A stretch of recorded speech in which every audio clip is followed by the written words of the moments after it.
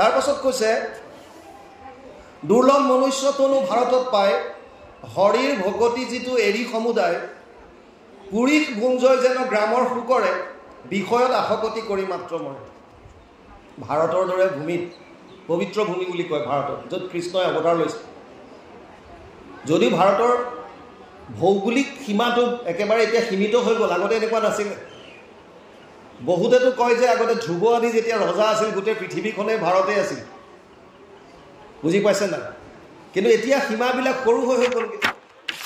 যি কি নহওক, ইয়াত কৈছে ভাৰতত দুৰ্লভ মনুষ্যতনো ভাৰতত পায়। প্ৰথম কৈছে দুৰ্লভ মনুষ্যতনো। তিনিটা বস্তু দুৰ্লভ আছে। শংকৰাচাৰ্যই কৈছে দুৰ্লভত প্ৰায়মেৱন্তম দেৱানুগ্ৰহম কাৰকম মনুষ্যত্ব মুমুক্ষত্ব মহাপুৰুষ সংশ্ৰয়া। তিনিটা বস্তু দুৰ্লভ। কি কি? প্ৰথমটো কৈছে মনুষ্যত্ব। মনুষ্যত্ব মানে মানুহ জন্ম পোৱাৰ পাছত, মনুষ্য হোৱাৰ পাছত মনুষ্যত্ব প্ৰাপ্তিটো আৰু দুৰ্লভ। মানুহৰ জন্ম পোৱাটোৱে দুৰ্লভ। 84 লাখ যোনিত বহুবাৰ ভ্ৰমণ কৰাৰ পাছত 100 কোটি জন্মান্তৰে হৈ মহাভাগ নৰ শৰীৰক জীৱে তেবে পাৱে লাগ। ভাগৱতে কৈছে বহু জন্মৰ পুণ্যৰ ফলত আমি মানুহৰ শৰীৰ পাওঁ।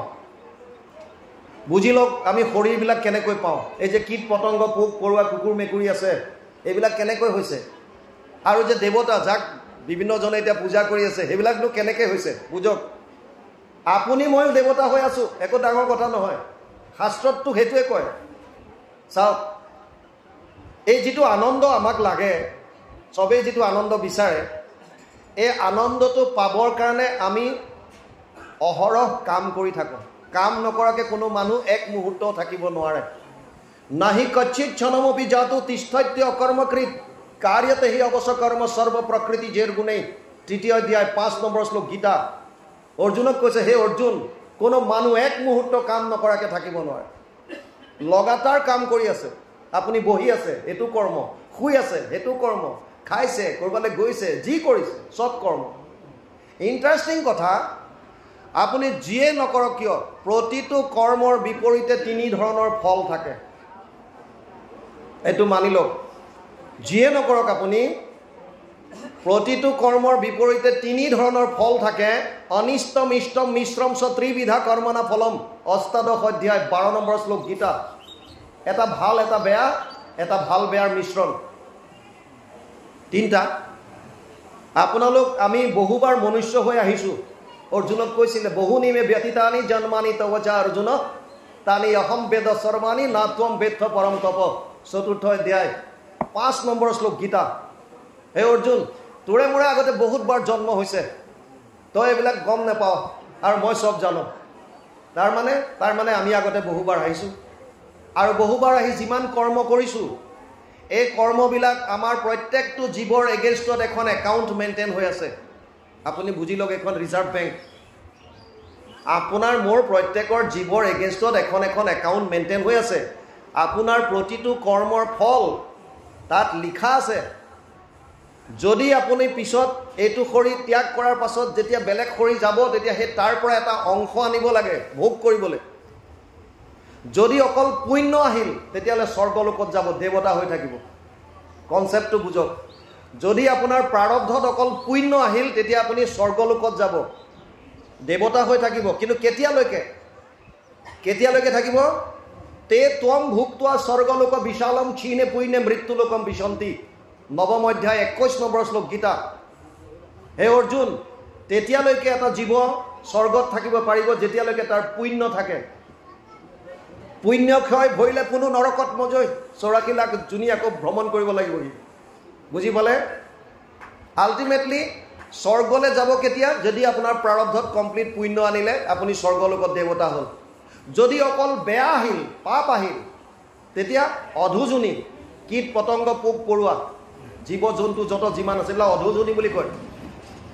দেৱতাই হওক অধোজনীয়ে হওক, কেৱল ভোগৰ জনী, ভোগ কৰিব পাৰিব, তাত সঞ্চিত কৰিব নোৱাৰে। সিহঁতক ইমানটো বুদ্ধি দিয়া নাই। জীৱন নিৰ্বাহ কৰিবৰ কাৰণে যিমানকণ বুদ্ধিৰ প্ৰয়োজন সিমানখিনিহে দিছে। মানে খাব লাগে বছ, কেনেকৈ চিকাৰ কৰিব লাগে, কেনেকৈ খাব লাগে, খাই পেট পালিব লাগে, লৈ অহা প্ৰাৰব্ধখিনি ভোগ কৰিব লাগে, কথা কিমানে। আৰু যদি মিশ্ৰণ হৈ আহিল ভাল বেয়া তেতিয়াহ'লে মানুহৰ সেইকাৰণে প্ৰত্যেকজন মানুহৰ জীৱনত দুখ সুখ দুইটা থাকে এনেকুৱা কোনো মানুহ নাই যে সব কোনোবাই ক'ব পাৰে যে মই কেৱল সুখত আছোঁ আৰু এনেকুৱা কোনো মানুহ নাই যোনে ক'ব যে মই এনি টাইম দুখৰ উপৰি দুখে পাইছোঁ এনেকুৱা হ'বই নোৱাৰে অসম্ভৱ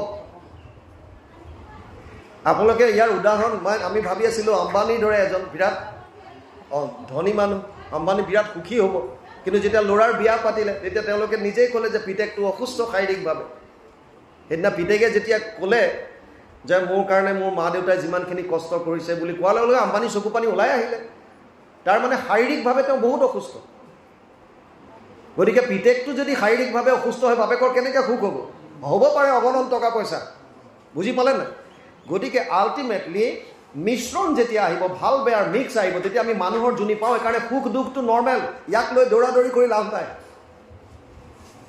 যেনেকৈ দুখ নিবিচাৰাকৈ আমাৰ জীৱনলৈ আহে তেনেকৈ সুখো নিবিচাৰাকৈ আহিব যিটো লৈ আহিছে আপুনি পাব আপোনাৰ কৰ্তব্য হৈছে মানুহৰ জুনিৰ বিশেষত্ব এটাই সেইটো হৈছে কেৱল এই জুনিটোক সাধনৰ জুনি বুলি কয় ঈশ্বৰ উপাসনা কৰাৰ কেৱল আৰু কেৱল যদি কিবা শৰীৰ আছে সেইটো হৈছে মনুষ্য শৰীৰ সেইকাৰণে ব্ৰহ্মায়ো ইচ্ছা কৰে আমি নামত কি গাওঁ ব্ৰহ্মাৰো প্ৰাৰ্থনী নৰতনু অনুপাম গাওঁনে নাই কিয় গায় ব্ৰহ্মায়ো ইচ্ছা কৰে কাৰণ ব্ৰহ্ম ভুৱন লোক পুনৰাৱৰ্তিনো অৰ্জুন মমোপেত্যতো কৌন্তেয় পুনৰ্জন্মনা বিদ্যতে অষ্টম অধ্যায় 16 নম্বৰ শ্লোক গীতা অৰ্জুনক কৈছে হে অৰ্জুন ব্ৰহ্মলোক পৰ্যন্ত কোনো সাৰিব নোৱাৰে সিহঁতো আহিব লাগিব ব্ৰহ্মাও সাৰিব নোৱাৰে যেবে এক শত হৈ বৰিষ ব্ৰহ্মাৰ ব্ৰহ্মাকো কৰন্ত তেবে ঈশ্বৰে সংহাৰ ব্ৰহ্মাও বাচি যাব নোৱাৰে আল্টিমেটলি মায়াৰ প্ৰকোপত চব আছে গোটেই আৰু মানুহৰ জুনি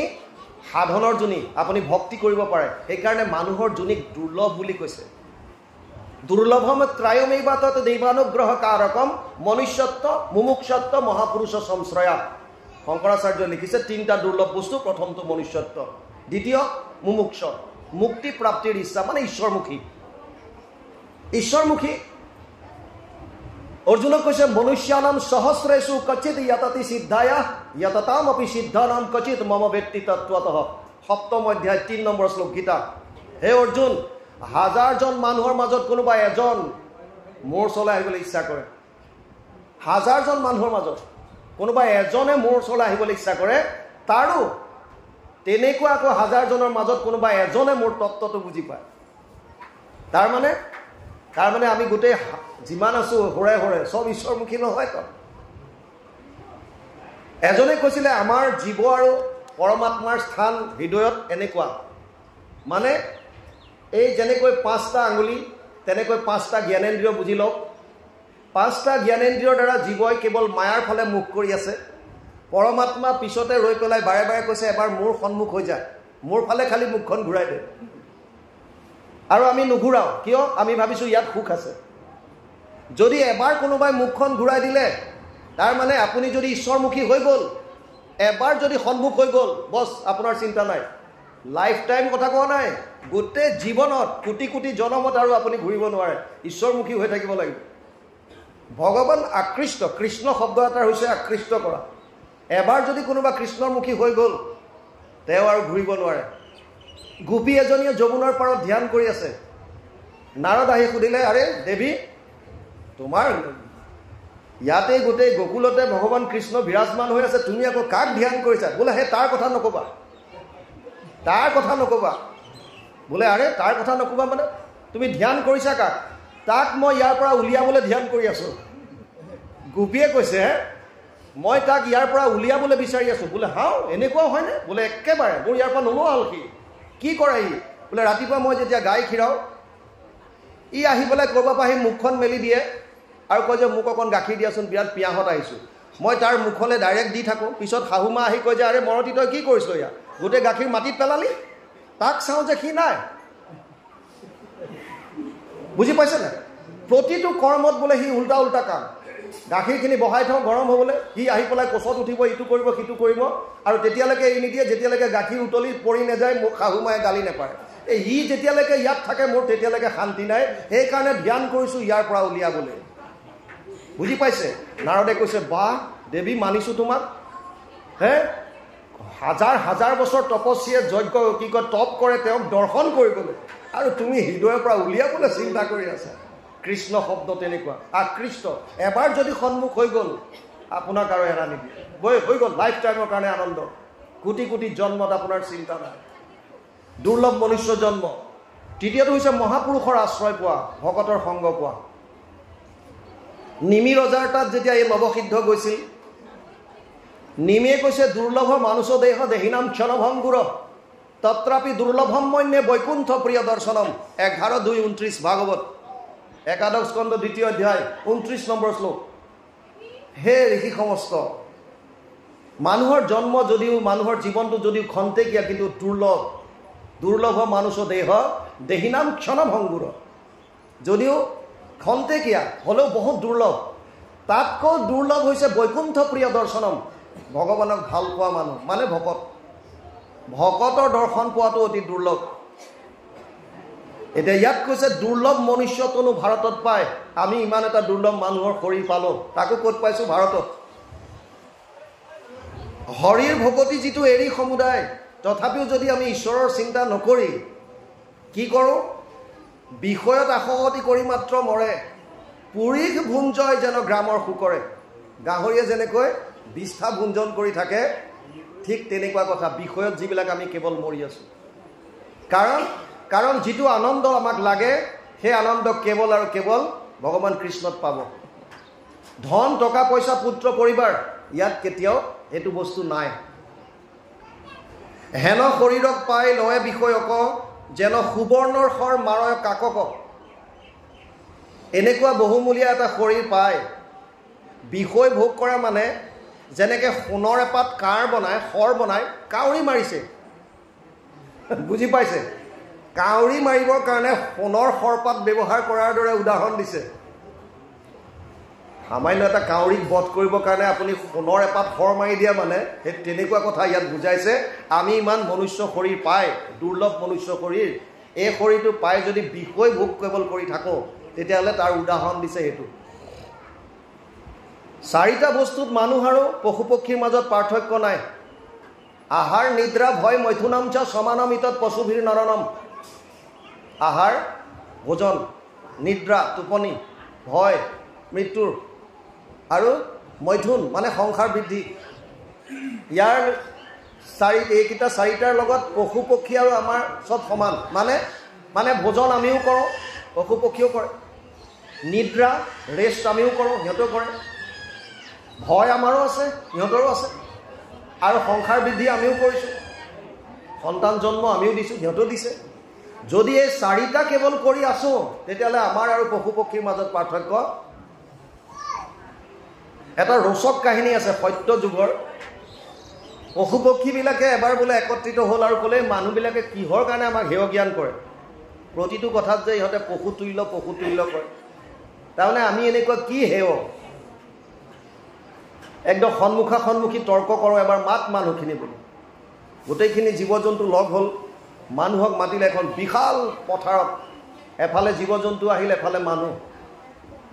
আৰু জীৱ জন্তুখিনিয়ে ক'লে যে কোৱাচোন এতিয়া তোমালোকে কিহত তোমালোক শ্ৰেষ্ঠ? ইমান তোমালোকে কৈ থাকা কিহত?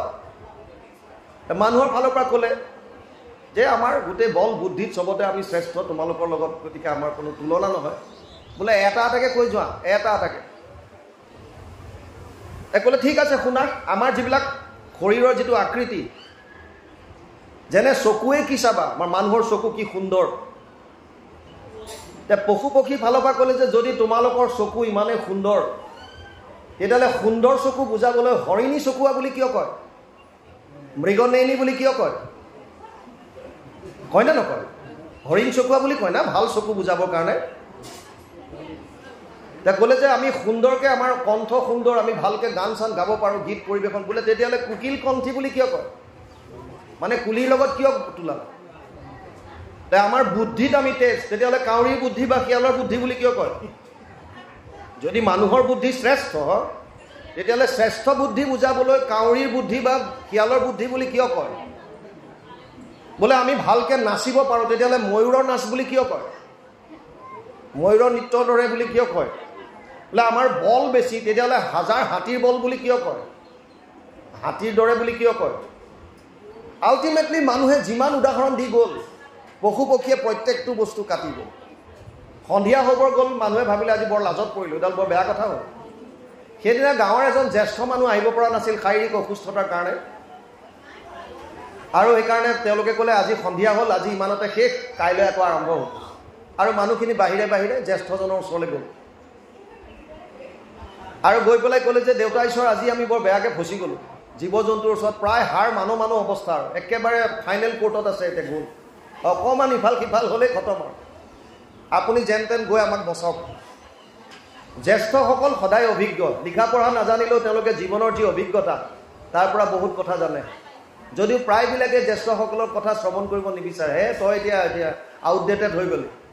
নহয়, সদায় জ্যেষ্ঠসকল সদায় তেওঁলোক অভিজ্ঞতাৰ ফালৰ পৰা পূজ্য, কাৰণ লিখি পঢ়ি যিমানখিনি শিকিছে তেওঁলোকে জীৱনৰ অভিজ্ঞতাৰ পৰা তাতকৈ বেছি শিকিছে। সেইকাৰণে জ্যেষ্ঠসকলক সন্মান কৰিব লাগে। আৰু তাত গৈ পেলাই ক'লেগৈ যে আপুনি কাইলৈ বচাওক। বোলে মইতো এনেকৈ যাব নোৱাৰিম নহয় বোপাইখন খোজকাঢ়ি। বোলে আপুনি দোলাত কয় ক'লাত কয় যিহঁতে কয় লৈ যাম, খালি বচাওক। আৰু পিছদিনা দোলাত বহুৱাই লৈ গৈছে, চকী পাৰি দিছে, আৰামত বহিল। প্ৰথমে আৰম্ভ কৰিলে মানুহজনে, আহাৰ নিদ্ৰা ভয় মৈথুনম চ সমানম ইতৎ পশুভিৰ নৰনম, অৰ্থাৎ ভোজন, নিদ্ৰা, ভয় আৰু সংসাৰ বৃদ্ধি, চাৰিটাত পশু আৰু মানুহ সমান। পশু পক্ষীয়ে ক'লে এই মানুহজন ঠিক আছে, এটলিষ্ট সমান বুলিতো কৈছে আৰম্ভত। হেয় জ্ঞানটো ডাইৰেক্ট কৰা নাই, কৈছে সমান। এতিয়া ক'লে এতিয়া আমাক কওক যে আপোনালোক কিহত শ্ৰেষ্ঠ? মানুহজনে ক'লে ধৰ্ম হি তেষাম অধিক বিশেষ ধৰ্মেনা হীনা পশুবীৰ সমানম। মানুহক শ্ৰেষ্ঠ কৰি ৰাখিছে ধৰ্মই। বহুতে জ্ঞানৰ দ্বাৰা বুলি কয়, যি কি নহওক, জ্ঞান থাকিলে আপুনি ধৰ্ম, ধৰ্ম থাকিলে জ্ঞান। ধৰ্ম হি তেষাম অধিক বিশেষ ধৰ্মেনা হীনা পশুবীৰ সমানম। ধৰ্মই মানুহক শ্ৰেষ্ঠ কৰি ৰাখিছে, ধৰ্মহীন মানুহ পশুতুল্য। এতিয়া ধৰ্ম মানে কি? এই যে হিন্দু, মুছলমান, শিখ এইবিলাকে ধৰ্ম নে বেলেগ কিবা আছে? এইবিলাক হৈছে সম্প্ৰদায়, ঈশ্বৰ উপাসনা কৰাৰ একোটা পদ্ধতি। তেওঁলোকে আল্লাহ বুলি মানিছে মুছলমান সম্প্ৰদায়, সেইটো তেওঁলোকৰ এটা বেলেগ পদ্ধতি। কোনোবাই গড বুলি মানিছে, সেইটো তেওঁলোকৰ বেলেগ। কোনোবাই বেলেগকৈ মানিছে, কিবা নাম দিছে, তেওঁলোকৰ বেলেগ। এই পদ্ধতি, ঈশ্বৰ উপাসনাৰ পদ্ধতি এটা বেলেগ বেলেগ, এইটো সম্প্ৰদায় বুলি কয়। ধৰ্ম কি? ধৰ্ম যে অকল মানুহৰ আছে এনেকুৱা নহয়, বস্তুৰো ধৰ্ম আছে। জুই ধৰ্ম আছে, জুয়ে তাপ দিয়ে, প্ৰকাশ দিয়ে, সংস্পৰ্শত আহিলে জ্বলাই দিয়ে, দাহন ক্ষমতা আছে। পানীৰ ধৰ্ম আছে, পানী শীতল, তললৈ বৈ যায়, আছেনে নাই? চবৰে নিজস্ব নিজস্ব ধৰ্ম আছে। চেনীৰ ধৰ্ম মিঠা। যদি মিঠাপনটো চেনীৰ পৰা নাইকিয়া কৰি দিয়ে, তেতিয়া চেনী হৈ নাথাকে আৰু তাৰ অস্তিত্ব শেষ। জুয়ে যদি তাপ দিব নোৱাৰে, যদি জ্বলাব নোৱাৰে, প্ৰকাশ দিব নোৱাৰে, তেতিয়া জুইৰ অস্তিত্ব নাই, শেষ। তেনেকৈ মানুহৰো নিশ্চয় কিবা এটা ধৰ্ম থাকিব লাগে। মনুস্মৃতিত মানুহৰ ধৰ্মৰ কথা কৈছে, 10টা লক্ষণ দিছে মনুস্মৃতিত। ধৃতি, ক্ষমা, দম, অস্তেয়, শৌচম, ইন্দ্ৰিয় নিগ্ৰহ, ধীৰ, বিদ্যা, সত্যম, অক্ৰোধ, দশকম ধৰ্ম লক্ষণম। মনুস্মৃতিত কৈছে 10টা মানুহৰ লক্ষণ আছে, সেইকেইটা মানিলে ধৰ্ম। আৰু এইটো অকল কোনো সম্প্ৰদায় নহয়, সকলোৰে কাৰণে, বিশ্ব মানৱৰ কাৰণে প্ৰযোজ্য। ধৃতি, আপুনি কি ধাৰণ কৰি ৰাখিছে, আপুনি কি ভাৱ পুহি আছে, সেইটো আপোনাৰ ধৰ্ম হৈ যায়। আপুনি যদি ভাবিছে মই এজন কেওট, মই কলিতা, মই ব্ৰাহ্মণ, মই শূদ্ৰ, মই অসমীয়া, মই পাঞ্জাবী, মই বঙালী, ইভেন এটা ল'ৰাই যদি সৰুৰে পৰা ভাবে যে মই ছোৱালী, ল'ৰা মানুহ যদি ভাবে মই ছোৱালী, মনত ভাবি আছে মই ছোৱালী, থকা মেলা কথা বতৰা ছোৱালীৰ দৰে কৰে, বুজি পাইছে? সেইটোৱে তাৰ ধৰ্ম হৈ যাব। এইখন বৰ্তমান ভাৰতত আছে, লিংগ পৰিৱৰ্তন কৰি ছোৱালী হৈ গৈছে। ভাবোতে আপুনি কি ধাৰণ কৰি ৰাখিছে, ধৰ্ম আপোনাৰ সেইটো। যি বুলি ভাবিছে আপুনি যদি ভাবিছে মই অমুক, তেতিয়াহ'লে আপুনি তমুক, বছ, যেনেকৈ ভাবিছে, যোনে যেনেকৈ আমি ভাবিছোঁ। ধৃতি, ক্ষমা ভাৱটো আছেনে নাই? কোনোবাই কিবা এটা কৰিলে যদি তাক ক্ষমা কৰি দিব পৰাৰ ভিতৰত আছে, ক্ষমা কৰক। দম আৰু ইন্দ্ৰিয় নিগ্ৰহ, 2টা দিছে, মানে মনৰ ওপৰত কণ্ট্ৰল আৰু ইন্দ্ৰিয়ৰ ওপৰত সংযম, এই 2টা লাগিব। অষ্টেয় বেলেগৰ বস্তু চুৰ কৰি ননা ধি কাক ধ্যান কৰিছে বিদ্যা জ্ঞান কিমান সত্যম সত্যত আছে নে নাই সত্যত আছে নে নাই আমি কিমান সত্যবাদী ইন্টাৰেষ্টিং কথা ভাগৱতৰ প্ৰথম শ্লোকটো ব্যাসদেৱে সত্যম পৰম ধীমহি বুলি কৰিছে জন্মাদস্য যতো অন্নয়াদ ইতৰতস স্বাৰ্থেষু অভিজ্ঞ স্বৰাত যিটো মন গাইছে শ্লোক শেষত কৈছে সত্যম পৰম ধীমহি মই সেই সত্যক ধ্যান কৰোঁ না কৃষ্ণম পৰম ধীমহি কৈছে না শিৱম পৰম ধীমহি কৈছে না শক্তিম পৰম ধীমহি কৈছে লিখিছে সত্যম পৰম ধীমহি মই সত্যক ধ্যান কৰোঁ এই সত্য কোন এই সত্যৰ বিষয়ে দশম স্কন্ধত লিখিছে গৰ্ভস্তুতি কৰিছে যেতিয়া দৈৱকীৰ গৰ্ভত ভগৱান কৃষ্ণ স্থিত হ'ল তেতিয়া কৈছে সত্যৰ অৰ্থটো কি সত্যব্ৰতম সত্যম পৰম ত্ৰিসত্যম সত্যস্য যোনিম নিহিতম চ সত্যম সত্যস্য সত্যম ঋত সত্য নেত্ৰম সত্যাৎ কাম তম শৰণম প্ৰপন্নম তুমিয়ে সত্য তুমি সত্যব্ৰত মুখ্যৰ সাধন তুমিয়ে সকল সৰ্বকালে থাকা তুমি মহাপঞ্চভূত তোমাতে উপজয় তুমি সৰ্ব অন্তৰ্যামী সকলোখিনি তেৱে সত্য মানে ভগৱান কৃষ্ণ বুজি পালে আৰু ব্যাসদেৱে কিয় লিখিলে সত্যম পৰম ধীমহি ইয়াৰ তত্ত্ব আছে সেই সময়ত এতিয়াও বৰ্তমান ষ্টিল আমাৰ সনাতন ধৰ্মৰ 5টা থাল যদিও হিন্দু কওঁ আচলতে হিন্দু ধৰ্ম নহয় সিন্ধু নদীৰ পাৰত যিমানখিনি মানুহে বাস কৰিছিল সকলোকে তেতিয়া পাৰ্চিয়ানবিলাকে সিন্ধু নুফুটে কাৰণে হিন্দু কৈছিল সেইকাৰণে হিন্দু হৈ গ'ল হিন্দু মানে অকল আমাৰ সনাতন সম্প্ৰদায়ক বুজোৱা নাছিল তেতিয়া তাৰ পাৰত যোন ধৰ্মাৱলম্বী বাস কৰিছিল সবকে কৈছিলে হিন্দু বুলি কালৰ ফুটত গৈ পেলাই এতিয়া আমাৰ সনাতন ধৰ্মীখিনিকে আমি হিন্দু বুলি ক'বলৈ লৈছোঁ বাৰু যি কি নহওক ইয়াৰ 5টা থাল আছে যোনে সূৰ্যক নিজৰ ইষ্ট বুলি সেৱা কৰিছে তেওঁলোকক সৌৰ বুলি কয় যোনে শক্তি পূজা কৰে তেওঁলোকক শাক্ত বুলি কয় যোনে শিৱক মানে তেওঁলোকক শৈৱ বুলি কয় যোনে গণেশক মানে তেওঁলোকক গাণপত্য বুলি কয় আৰু যোনে বিষ্ণুক ভগৱান বুলি মানিছে তেওঁলোকক বৈষ্ণৱ বুলি কয় 5টা থাল যদি ব্যাসদেৱে লিখিলেহেঁতেন যে কৃষ্ণং পৰম ধীমহি তেতিয়া হয়তো বাকীকেইটা পন্থীয়ে এই ভাগৱত ভাগ নললেহেঁতেন আৰু যদি শিৱম পৰম ধীমহি লিখিলেহেঁতেন তেতিয়াও হয়তো আনকেইটাই নললেহেঁতেন সেইকাৰণে তেওঁ লিখিলে সত্যম পৰম ধীমহি ইয়াত কৈ আছে এতিয়া যে হেন শৰীৰক পাই লয় বিষয়ক যেন সুবৰ্ণৰ মাৰৰ কাকক নৰতনু পায়া ভক্তি কৰিব সদায় তেবে হৃদয়ৰ গ্ৰন্থি গুছে সমুদায় আল্টিমেটলি ঋষভে এটা কথাই বুজাই দিছে যে প্ৰথম কথা তোমালোকে দুৰ্লভ মনুষ্য শৰীৰ পাইছা নাম্বাৰ 1 দ্বিতীয় হৈছে ভাৰতৰ দৰে ভূমিত তোমালোকে জন্ম লৈছা তৃতীয় কৈছে যে আৰাধ্য দেৱ হৈছে কৃষ্ণ গতিকে কৃষ্ণৰ চৰণত ভজা চতুৰ্থ হৈছে যে তোমালোকে যিটো আনন্দ বিচাৰিছা সেইটো তোমালোকে বিষয়ত নোপোৱা গতিকে কৃষ্ণৰ চৰণতে পাবা কৃষ্ণ মানে আনন্দ মানে কৃষ্ণ বুজি পাইছে আল্টিমেটলি ইয়াত ঋষভে নিজৰ পিতেকক আধ্যাত্মিক জ্ঞান দিছে জ্ঞান দিয়াৰ চলেৰে আচলতে কথাখিনি আমাক কৈ আছে ঋষভে পিতেক নৱসিদ্ধক দিয়াৰ চলেৰে এই কথাখিনি আমাক কৈছে আমি জানিবলগীয়া কথা এইখিনি অকণমান পাঠ যাওক আকৌ তাৰপিছত আৰম্ভ কৰিম তেবে আহি হুইবে মহা আনন্দ হৃদয় ব্ৰহ্মানন্দ ৰসত সদায় প্ৰৱৰ্তয়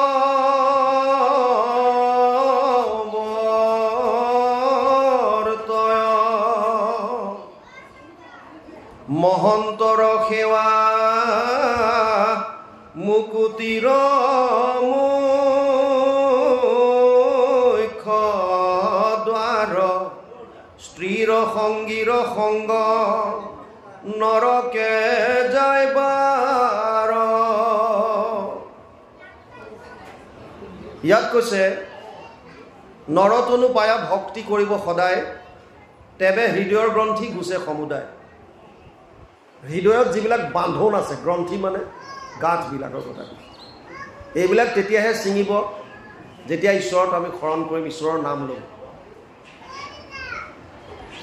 তেতিয়া কি হ'ব বুলি ইয়াত দিছে তেবে আহি হুইবে মহা আনন্দ হৃদয় আমি যিটো বুজাবলৈ চাই আছিলোঁ ইয়াতো সেইটোৱে ক'লে যেতিয়া আনন্দত শৰণ ল'ব চাওক আমি যাৰ সংগ লওঁ তাৰ প্ৰভাৱ আমাৰ ওপৰত পৰে হয়নে এইটো মানিছোঁ আৰু প্ৰমাণ চাওক এটা হাতত বৰফ ৰাখক ফ্ৰিজৰ পৰা উলিয়াই অলপ কেইটুকুৰামান বৰফ আৰু এটা হাত জুইৰ ওচৰত ৰাখক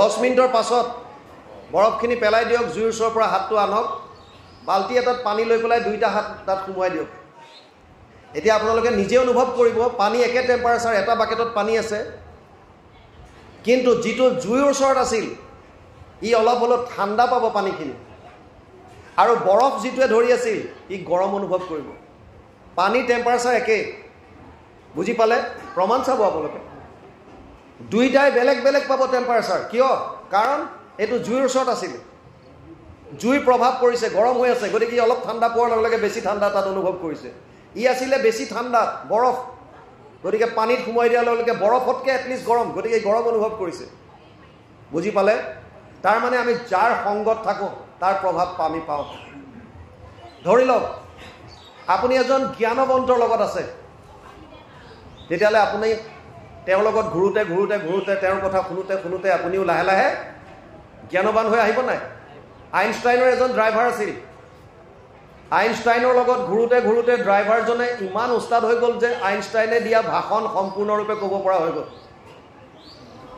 বিজ্ঞানৰ প্ৰতিটো কথা সুন্দৰভাৱে বুজাই দিব পৰা হৈছিল তে এবাৰ আইনষ্টাইনক ড্ৰাইভাৰজনে ক'লে যে ছাৰ আপুনি যি বিজ্ঞানৰ ভাষণ দিয়ে এইখিনি ময়ো ক'ব পৰা হৈ গ'ল তেতিয়া মোবাইল নাছিল আইনষ্টাইনৰ নামটো শুনিছে মানুহৰ মুখখন গম নাপায় আইনষ্টাইনে ক'লে মোক এখন ছায়েন্স কনফাৰেন্স এখন আছে এখন সভা আছে বিজ্ঞানীসকল তালৈ আহিব বৈজ্ঞানিকবিলাক আহিব গতিকে এটা কাম কৰা তুমি তাত আইনষ্টাইন হৈ বোলা মই তোমাৰ ড্ৰাইভাৰ হৈ যাম আৰু ড্ৰাইভাৰটোক চুট টাইপ পিন্ধাই গাড়ীৰ পিছফালে বহুৱাই দিলে আইনষ্টাইন সজাই আৰু আইনষ্টাইনে নিজে গাড়ীৰ ড্ৰাইভাৰৰ ড্ৰেছ পিন্ধি ড্ৰাইভ কৰি গৈছে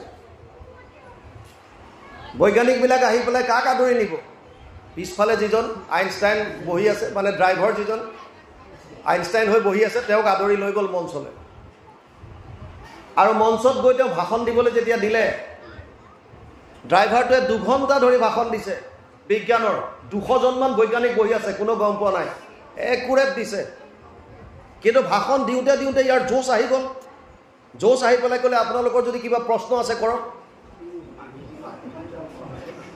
এতিয়া তাৰ এজনে প্ৰশ্ন এটা কৰি দিলে যিটো কেতিয়াও শুনা নাই আইনষ্টাইনৰ মুখত লাগিল লেঠা এতিয়া এনেকুৱা এটা প্ৰশ্ন কৰি দিলে যিটো প্ৰশ্নৰ উত্তৰ কোনোদিন আইনষ্টাইনৰ পৰা শুনা নাই কিন্তু আইনষ্টাইনৰ লগত থাকোঁতে থাকোঁতে থাকোঁতে থাকোঁতে প্ৰেজেন্স অফ মাইণ্ড ইমান বাঢ়ি গৈছিল ই কনফিউজ হোৱা নাই ফিউজ হোৱা নাই ই হজম হৈ যোৱা নাই ই কি ক'লে হাঁহি হাঁহি ক'লে আৰে এনেকুৱা সৰু সুৰা প্ৰশ্নৰ উত্তৰটো মোৰ ড্ৰাইভাৰটোৱে দিব পাৰিব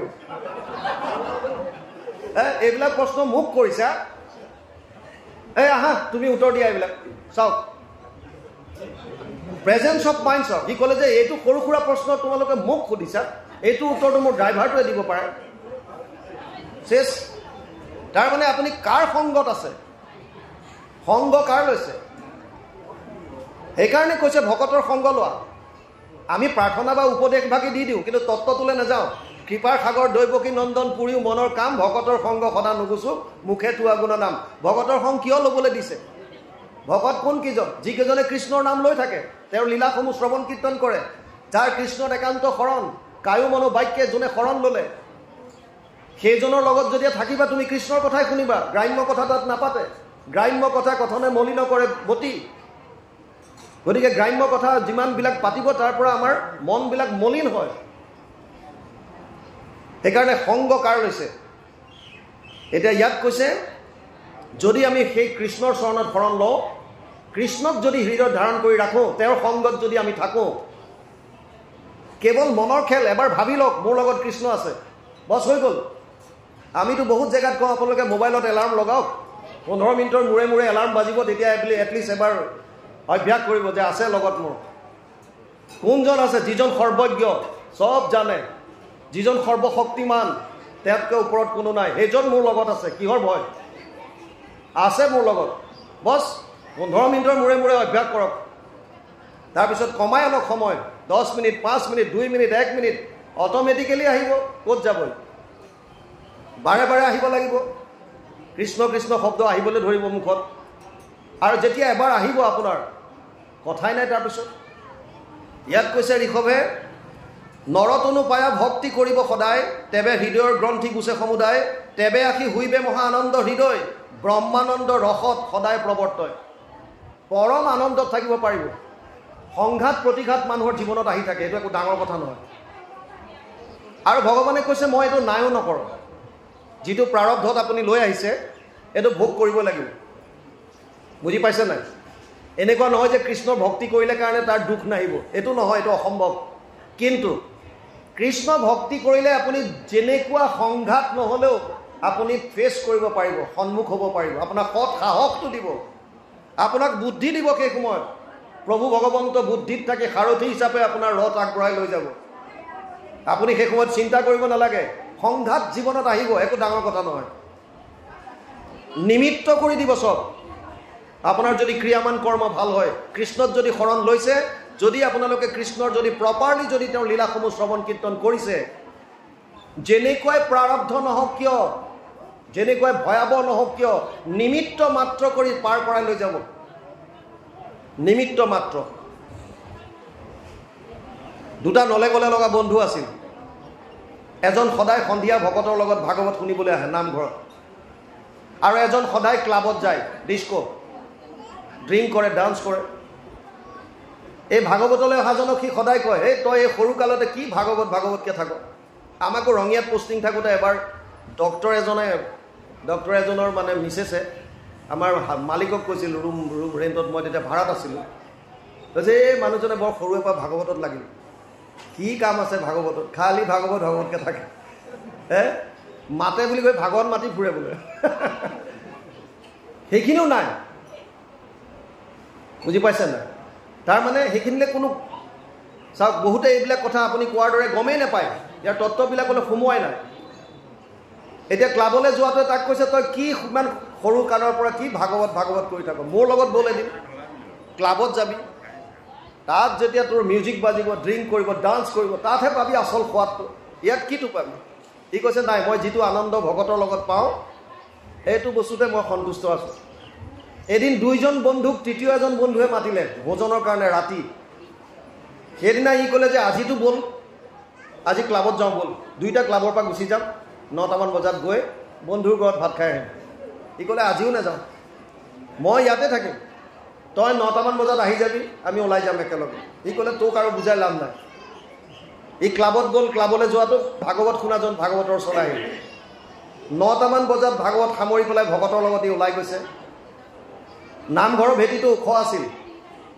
ই ওলাই যাওঁতে কিবা কাৰণত উজুতি খাই পৰিল আৰু একেবাৰে বাটচোৰাৰ পাৰ হৈ গৈ পেলাই বাটত পৰিলগৈ ৰাস্তাত তেনে সময়তে ক্লাবৰ পৰা অহা ল'ৰাটো উপস্থিত হৈছে সি ইয়াত লুটি খাই পৰা দেখি তাক উঠাবলৈ যাওঁতে দেখিছে তাৰ ভৰি গোটেই তেজেৰে লুটুৰি পুটুৰি হৈ গ'ল তাৰপৰা ভালকৈ চাওঁতে দেখিলে গজাল এটা সোমাই আছে গজালটো উলিয়াবলৈ যাওঁতে ই পোহৰত দেখিছে যে তাৰ ওচৰত এটা গোল্ডেন বিস্কুট এটা আছে সোণৰ বিস্কুট এটা এই সোণৰ বিস্কুটটো উঠাই তাক কৈছে দেখিলি লাভটো বুজি পালি তইতো কৈছিলি ভাগৱত শুনিলে বিৰাট ভাল তে ভাগৱত শুনাৰ কাৰণে গজালৰ খোজ খালি আৰু মই ক্লাবলৈ গৈ পেলাই এইটো সোণৰ বিস্কুট পালোঁ তোৰ লাভ কি হ'ল আমাৰ মনতো তেনেকুৱা বহুত আহে আমি দেখোন ভক্তি কৰি আছোঁ কিন্তু আমি দুখ পাওঁ যিবিলাকে দেখোন অধৰ্ম কৰি আছে কৰাপশ্যন কৰি আছে সিহঁত দেখোন বিৰাট আৰামত আছে আপোনাৰ বৰ্তমানৰ কৰ্ম যিবিলাক কৰি আছে তাৰ ফলটো সাঁচি গৈ আছে সময়ত ভোগ কৰিব লাগিব এইটোৰ পৰা কোনো সাৰিব নোৱাৰে এইটো শাস্ত্ৰত লিখা আছে বৰ্তমান যিটো কৰ্ম তেওঁলোকে কৰি আছে কৰিবলৈ দিয়ক এই কৰ্মৰ ফলটো তেওঁলোকে আগলৈ ভোগ কৰিব আজি আমি যিটো স্থিতিত আছোঁ এয়া আমাৰ আগৰ কৰ্মফল ভোগ কৰি আছোঁ যদি আজি আপুনি দুখ পাইছে আগৰ কাৰণে দুখ পাইছে এতিয়াৰ যদি কৰ্ম ভাল কৰে এইখিনি আপুনি আগলৈ ভোগ কৰিব চিধা ফৰ্মুলা সেইটো কৰ্মফল সময়টো বহুত ধৰণে আহে আপুনি ডাইৰেক্ট 440 ভল্টত যদি হাত লগাই দিয়ে এতিয়া মোক বাৰে বাৰে কৈছে ইয়াত নুচুব বুজি পালে তাৰমানে ইয়াত চুলে কি হ'ব বুলি কৈছে কাৰেণ্ট মাৰিলে কি হ'ব মই লগে লগে একশ্যন মই ৰিজাল্টটো পাম ফলটো পাম এইটো হৈছে ইমিডিয়েট আৰু কিছুমান আছে শ্ল' মোশ্যনত দিব আপুনি যদি সদায় যদি যা তা টেবলেট খাই থাকে তেতিয়াহ'লে তাৰ ছাইড একশ্যন এটা পাব পিছলৈ গৈ আপোনাৰ দিগদাৰ লাগিব বুজি পালে এতিয়া সেই ল'ৰাটোৱে কৈছে যে তই ভাগৱত শুনি পেলাই গজালৰ খোজ খালি আৰু মই এইটো সোণৰ বিস্কুট পালোঁ। তাৰ সেই কথাটো তাৰ অৱচেতন মনত সোমাই গ'ল। আমাৰ মন দুটা, মনৰ মানে ভাগ দুটা থাকে। 90% অৱচেতন হৈ থাকে, ছাবকনচিয়াছ মাইণ্ড বুলি কয়, মাত্ৰ 10% ওলাই থাকে যিটো জাগ্ৰত অৱস্থাত। তাৰো আমি 5% ব্যৱহাৰ কৰোঁ মানুহে জাগ্ৰত অৱস্থাত। আমাৰ চব মন এনেই কৰি থাকে, পাৱাৰবিলাক আমি ব্যৱহাৰে নকৰোঁ।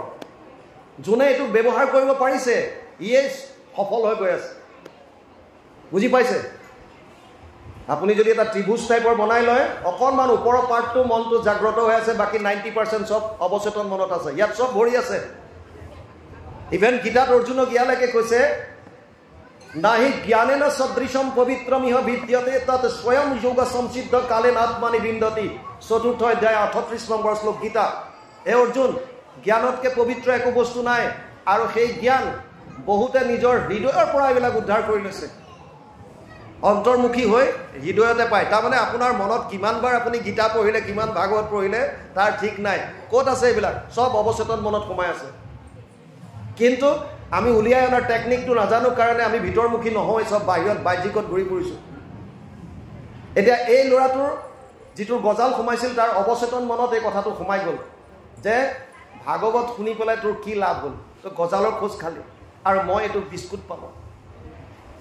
যেতিয়া এসময়ত তাৰ মৃত্যু হ'ল, মই আপোনালোকক কৈছিলোঁ মৃত্যু হ'লে যদিও আমি কওঁ যে আত্মাটো ওলাই যায়, ই 100% শুদ্ধ নহয়। আত্মা অকলে নাযায়। আত্মাৰ লগত আত্মা লিংগ শৰীৰ আৰু কাৰণ শৰীৰক লগত লৈ যায়। আত্মা অকলে যাব নোৱাৰে। লিংগ শৰীৰ মানে য'ত 5টা জ্ঞানেন্দ্ৰিয় সূক্ষ্ম ৰূপত থাকে আৰু মন, বুদ্ধি, অহংকাৰ থাকে। ছাবকনচিয়াছ মাইণ্ডৰ যিমানবিলাক ভাৱ ধাৰণা যিমান আছে চব আত্মাৰ লগত যায়। সেইকাৰণে পিছৰ জন্মত আগৰ জন্মৰ মন বুদ্ধিৰ প্ৰভাৱটো পৰে। সেইকাৰণে কিছুমান সৰু সৰু ল'ৰাই একেবাৰে সৰুৰে পৰা হয়তো কোনোবা ধুনীয়াকৈ সংস্কৃতৰ শ্লোক মাতিব পাৰে, কোনোবাই ভালকৈ খেলিব পাৰে, কোনোবাই কিবা কৰিব পাৰে। সৰুৰে পৰা দিয়ে বহুত।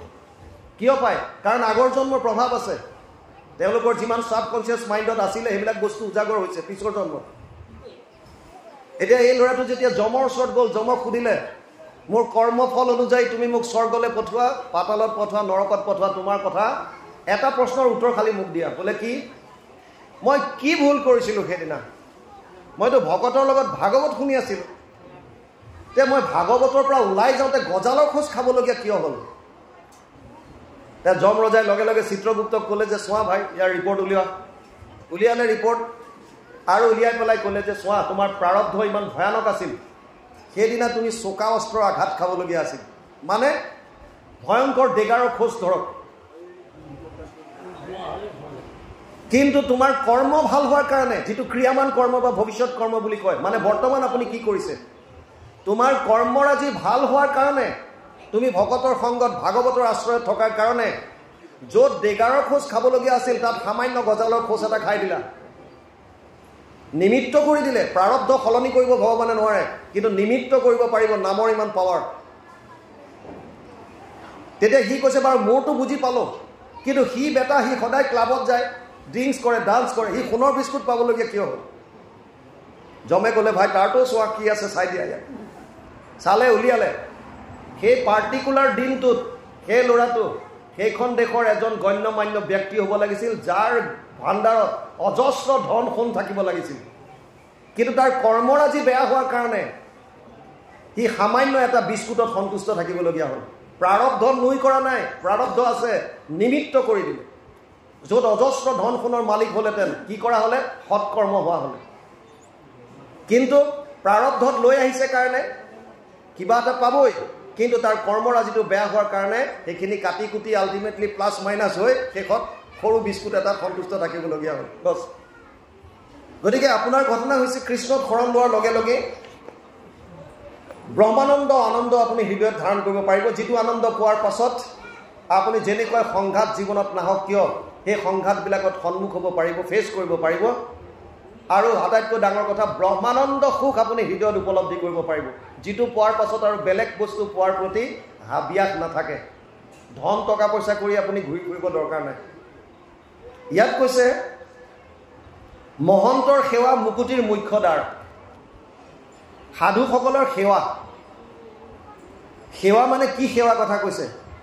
আপুনি কায় মনোবাণী যেনেকৈ নহওক আপোনাৰ যদি শাৰীৰিকভাৱে পাৰিছে শাৰীৰিকভাৱে কৰক কিন্তু সেৱা এনেকুৱা নহয় সেৱা বস্তুটো বুজি লওক এখন স্কুলত টিচাৰে ছাত্ৰ ছাত্ৰীক সেৱাৰ বিষয়ে বিৰাট বুজালে তাৰপৰা ক'লে কাইলৈ তহঁতে চবেই সেৱা অলপ অলপ কৰি আহিবি আৰু মোক আহি ক'ব লাগিব কোনে কি সেৱা আগবঢ়ালি সমাজৰ কাৰণে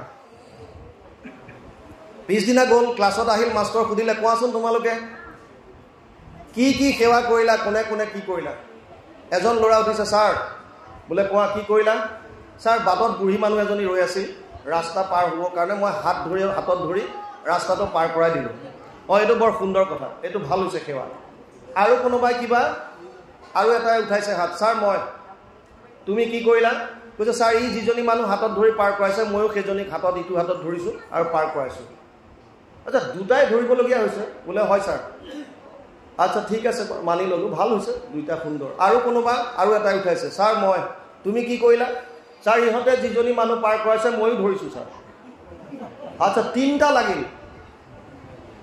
বাৰু ঠিক আছে দিয়া আৰু কোনোবাই 4 নম্বৰ ছাৰ মই তুমি কি কৰিলা সেই মানুহজনীকে বোলে হয় ছাৰ ময়ো সেই মানুহজনীকে ধৰিছোঁ 4টা লাগেনে মানুহজনী পাৰ কৰাই বোলে নহয় মানুহজনী পাৰ হ'ব বিচৰা নাছিল আমি জোৰ জবজ পাৰ কৰাইছোঁ এইটো কি সেৱা বুজি পালে তেনেকুৱা সেৱা কৰাৰ কথা কোৱা নাই যিটো বস্তু আপুনি যাৰ প্ৰয়োজন যাক যিটো বস্তুৰ প্ৰয়োজন সেইটো বস্তু আপুনি দি পেলাই তেওঁক সেৱা কৰক সেইটো শাৰীৰিক সেৱা হ'ব পাৰে আপোনাৰ এটা আশীৰ্বাদ হ'ব পাৰে আপোনাৰ আৰ্থিক হ'ব পাৰে যিকোনো হ'ব পাৰে বুজি পাইছে এনেকুৱা নহয় যে মোৰ ধন টকা পইচা নাই মই সেৱা কৰিব নোৱাৰোঁ আপুনি মনেৰে আশীৰ্বাদ কৰক সেইটো সেৱা যে তোৰ কল্যাণ হওক ভগৱানে কুশলে ৰাখক এইটো সেৱা কোনোবা এজন বিপদত পৰিছে আপুনি টকা দিব পৰা নাই বেলেগ কথা কায়িকভাৱে গৈ ওচৰত ওলাইছে যে মই আছোঁ তই চিন্তা নকৰিবি যিমানখিনি শাৰীৰিকভাৱে লাগে মই কৰিম মোৰ টকা পইচা নাই তই জান ভাৱটো আছেনে নাই আপোনাৰ সেৱাৰ তাৰ ভিতৰত মহন্তৰ প্ৰতি যিজনৰ সেৱা থাকে মহন্তৰ সেৱা ভকতৰ প্ৰতি যাৰ সেৱা ভাৱ আছে সেইজনৰ কথা আহিছে কৈছে তেওঁ মুকুতিৰ দ্বাৰ বোলে সেইখন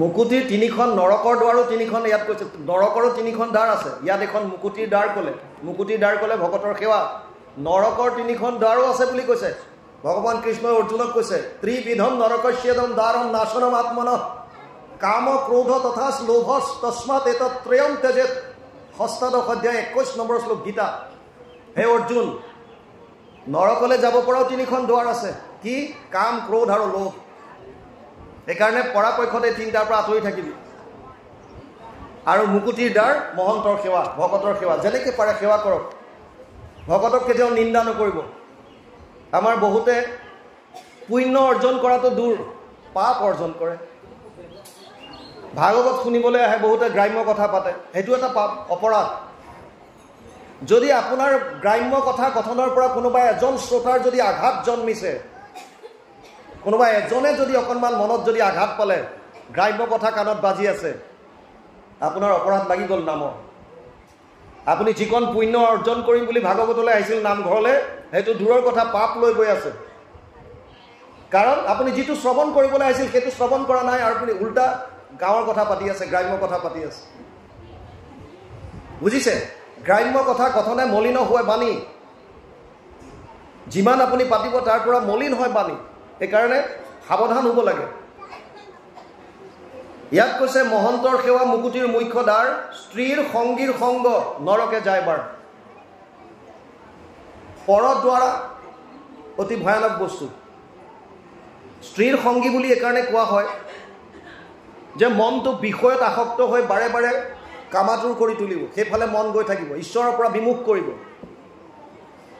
সেইকাৰণে সেই বস্তুটো যোন গৈছে তাত নৰকৰ আল্টিমেটলি যোৱাৰ কাৰণে ৰাস্তা খোল খাই গৈছে বুলি কৈছে তাৰ পাছত ঋষভে কৈছে এ যাহাৰ মৎসৰ নাহি সদাচাৰ শান্ত এতে কলক্ষণে তাংক বুলিয় মহন্ত মুত প্ৰেম ভাৱে মাত্ৰ ভকতি কৰন্ত দিনে ৰাতি মোৰ গুণ নাম সুমৰন্ত দেহ প্ৰৱৰ্তিবে লাগি যিমান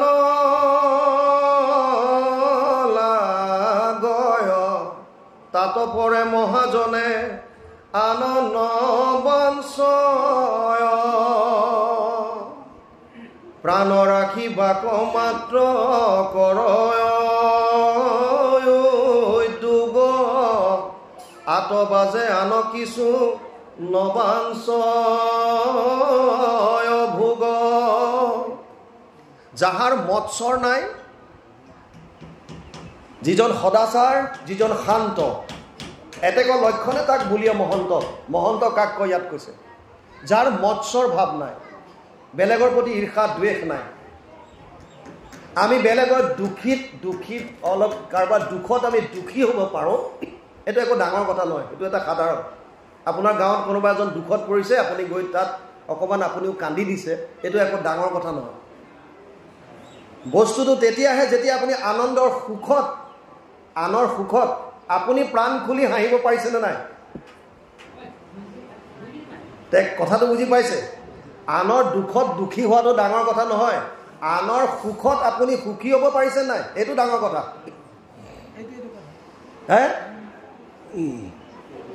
আমাৰ গাঁৱত যদি বেলেগ এজনৰ কোনোবাৰ উন্নতি হয় পাছত 2-4জন তাক কেনেকৈ টানিব পাৰোঁ কাৰ অপমান কেনেকৈ অপবাদ উলিয়াব পাৰোঁ তাত লাগি যায় হে 3টা ৰেলৱে বগীত ভেকুলী ছাপ্লাই দিছে চাইনাৰ কাৰণে 2টা বগী কমপ্লিট ফুল একদম লক দুৱাৰ মৰা এটা বগী আছিল খোলা আগতে আপোনালোকে দেখে কয়লা কিছুমান লৈ যায় খোলা বগী থাকে আগতে যিবিলাক গুডছ ট্ৰেইন চলিছিল মালগাড়ীবিলাক তাত এটা ভেকুলী পঠিয়াইছে অলপ দূৰ যোৱাৰ পাছত এজন ইনস্পেক্টৰে তাত যেতিয়া চেক কৰিলে কৰি পেলাই তেওঁ ক'লে আৰু বৰ সাধাৰণ একদম ডাঙৰ কাম কৰিছে 2টাততো পুৰা ফুল আহিছে বাৰু দিগদাৰ নাই এইটো চাইনা পাই যাব কিন্তু খোলা বগীত যিমান ভেকুলী দিছে জীৱন্ত ভেকুলীবিলাক তো জপিয়াই চব ওলাই পৰিব তেওঁ লগে লগে ফোনাফোনি কৰিলে আৰু য'ত ভেকুলী লোড কৰিছিল তাত ক'লে যে এইটো চিন্তা কৰিবলগীয়া বিষয় একো নাই বোলে কিয় বোলে এইখিনি চব অসমৰ ভেকুলী আৰে অসমৰ ভেকুলী হ'লে চিন্তা কৰিবলগীয়া নাই মানে কাৰণটো কি কৈছে ইয়াত এটা ভেকুলী যদি ওপৰলৈ যাব বিচাৰে দুটাই তাৰ ভৰিত ধৰি